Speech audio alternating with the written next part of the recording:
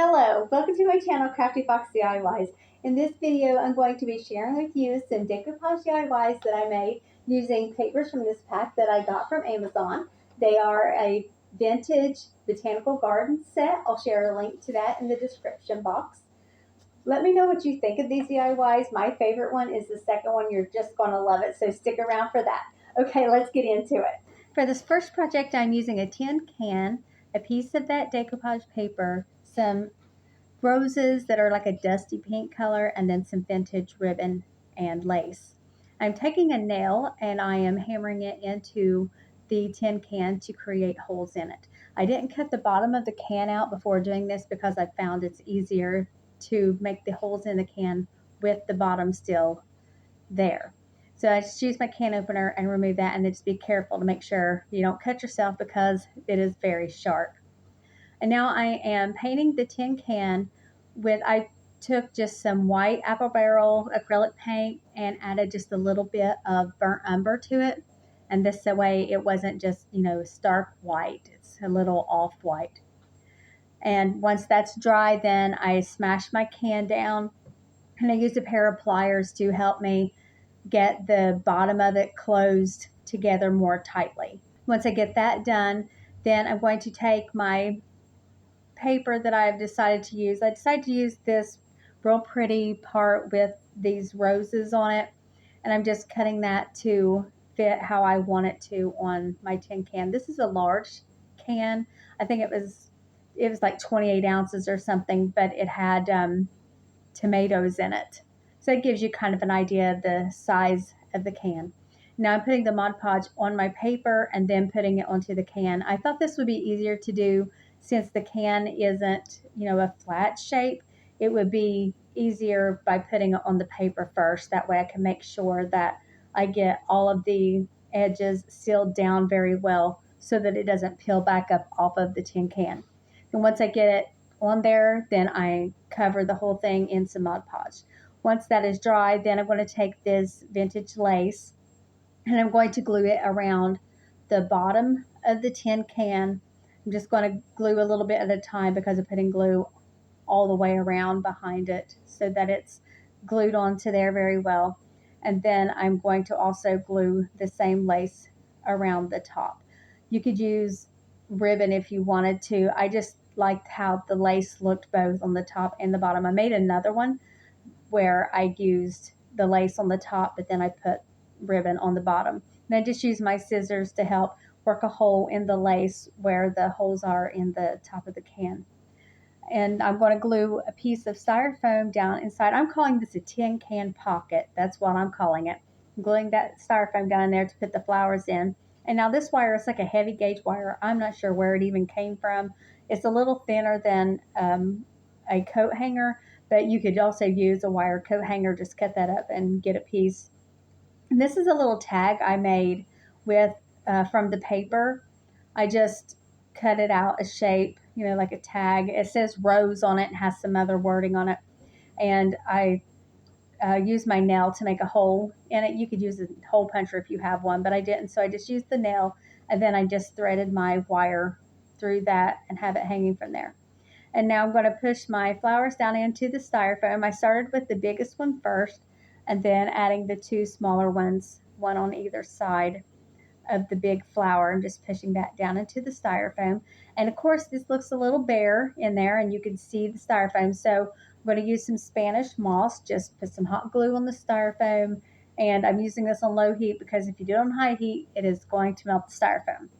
And then I put the Spanish moss over top of the styrofoam so that it is hidden and you don't see the styrofoam in there. And it just gives it a more finished look also. And just turn my tag around to the front how I want it. And I'm taking that vintage lace and also some vintage ribbons, the same color as the roses, and just tying just a simple shoestring bow with the two together. And then I'm going to hot glue that onto the tin can just on the corner like that. And then I'll pull the tag over in front. And it looks so cute just hanging, on a door or on a wall. You could even just set it up on a shelf if that's how you want it. Now this is the second project. This is just a plain wooden box.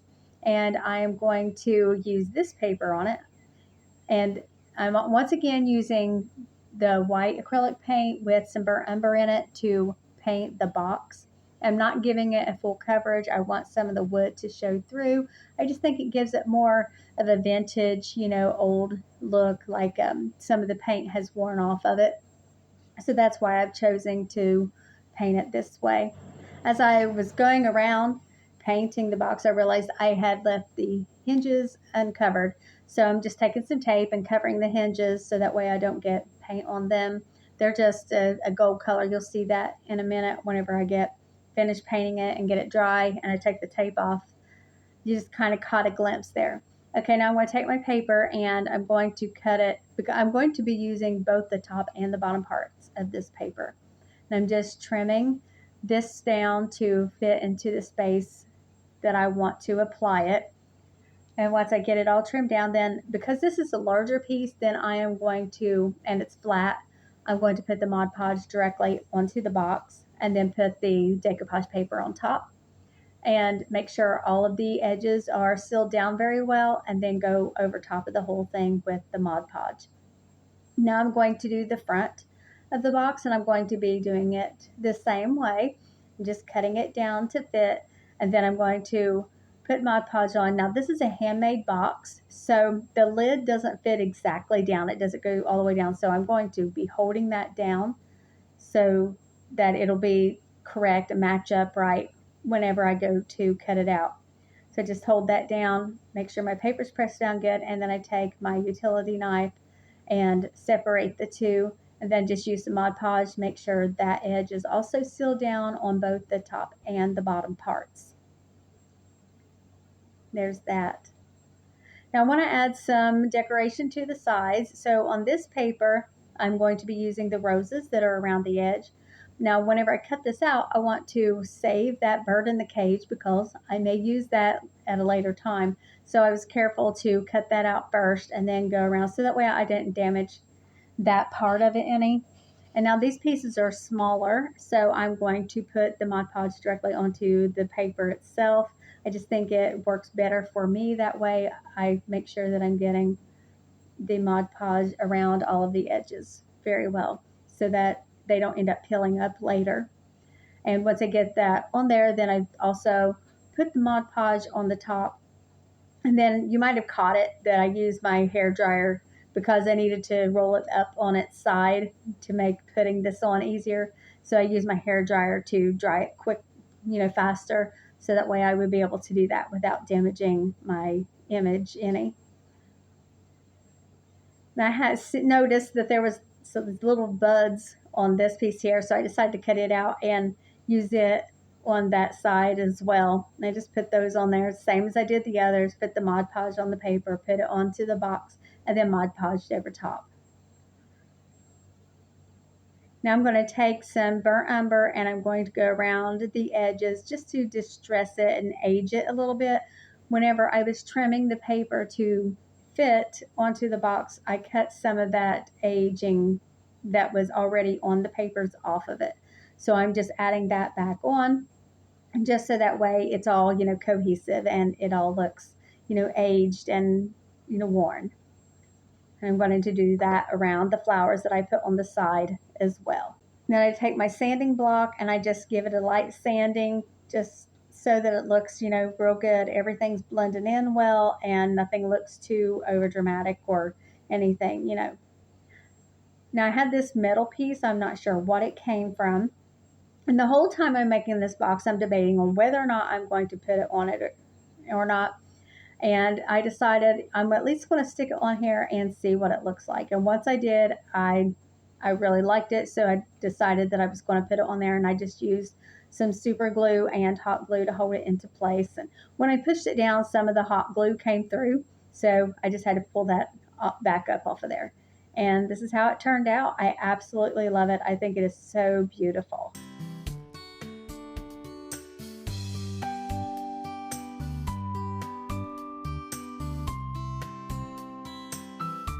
For this last DIY, I'm using this paper here. Once again, I will be careful when I cut that out so that I am saving the image on the inside. I did end up using that to make another one of those tin can pockets. I don't have it in this video, but it's basically the same thing as the one I made for the first project.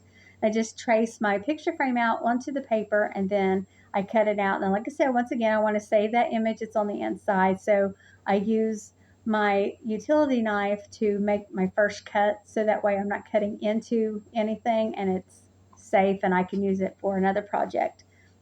And I just use my Mod Podge, go all the way around my picture frame, and then I press the image into the frame. Now this frame isn't flat, it's got, a little bit of a slope to it. So I just carefully work my paper around, getting, all into it very well so that the paper is completely onto the picture frame, all the little parts of it, and it's on there nice and secure, and it won't be peeling up and coming off later. And then I take my sanding block and I just go around all of the edges and sand off the excess paper that's hanging over. Now I want to create like some little tags on the frame, so I'm taking popsicle sticks and cutting them down. I cut off the rounded edges and then cut the popsicle stick in two. And now I'm taking parts from the paper, like wording, and gluing that onto the popsicle sticks. And that way it'll create like a little tag. I think one of these actually says botanical, and I can't remember the wording on the other, but that's what they are. And then I'm just going to, after I get those completely done, get the Mod Podge on there, then I just take my sanding block and sand around the edges, removing excess paper and also smoothing it out. And then I'm going to glue those into alternating corners on the picture frame, just like that. Now I just add my glass and my picture back into the frame and put the back on, and there we are. And here are some other ones that I made using papers from the same pack. That one's one of my favorites. This is another one that I made, and I made tags on all four corners on that one. And there we go. Wonderful picture frame set. So cute. Okay, that's all for this video. Let me know which one of these was your favorite, and if you had these papers, what would you use them on? Thank you for watching, and I'll see you in the next one.